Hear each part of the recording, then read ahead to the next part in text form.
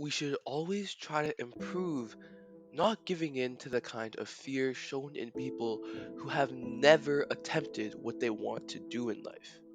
Yes, listen to others, but don't base your entire view of things because of them. Learn, think, and grow with your own ability and mind.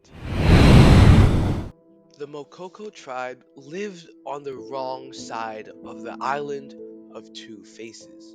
The two sides, separated by a great cliff, were like night and day. The good side was watered by rivers and was filled with trees, flowers, birds, and easy and abundant food, while the wrong side, there was hardly any water or plants, and wild beasts crowded together. The Makoko had the misfortune of having always lived there, with no way to cross to the other side. Their life was hard and difficult. They hardly had food and drink for everyone, and they lived in permanent terror of the beasts, who would regularly come and eat some tribe members. Legend told that some of their ancestors had been able to cross with just the help of a small pole. But for many years, not a single tree had grown that would be strong enough to make such a pole. So, few Makoko members believed that this was possible, and they had been accustomed and resigned to their difficult, resigned life, suffering hunger and dreaming of not ending up as some peckish beast's dinner. But nature had it that precisely along the edge of the cliff separating the two sides of the island, a skinny but strong tree grew, with which they could build two poles. The feeling of anticipation was enormous, and there was no doubt among the tribe as to whom they would choose to use the poles, the great chief and the witch doctor. But when the two of them were given their opportunity to make the jump, they felt so afraid that they didn't dare to. They thought that the pole could break, or it would be not long enough, or that something would go wrong during the jump, and they put so much energy into these thoughts that the resulting fear caused them to give in.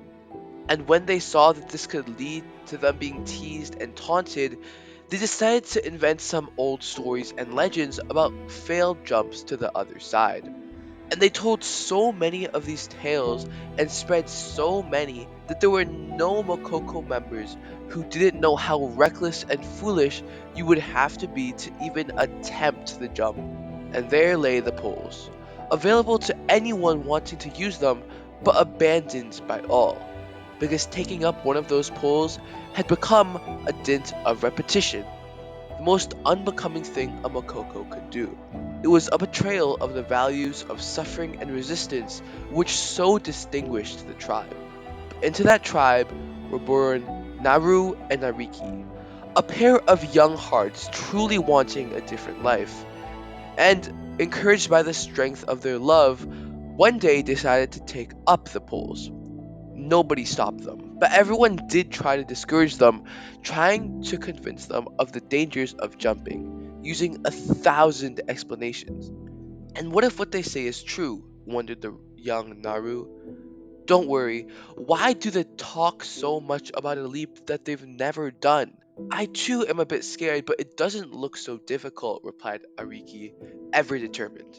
But if it goes wrong, it would be a terrible end, continued Naru, undecided. Perhaps the jump will go badly, and perhaps not, but staying forever on the side of the island surely won't work out either. Do you know of everyone whose death did not come from being either eaten by the wild beasts or from famine? That too is a terrible end, although it still seems far away to us. You are right, Ariki, and if we wait much longer, we won't have the strength to make the leap. Let's do it tomorrow. And on the next day, Naru and Ariki jumped to the good side of the island, when taking up the poles, taking their rung up, while feeling their desire, the fear hardly allowed them to breathe. And while flying through the air, helpless and without support, they felt that something surely must have gone wrong and certain death awaited them. But when they landed on the other side of the island and happily hugged each other, they thought the jump really hadn't been so bad after all.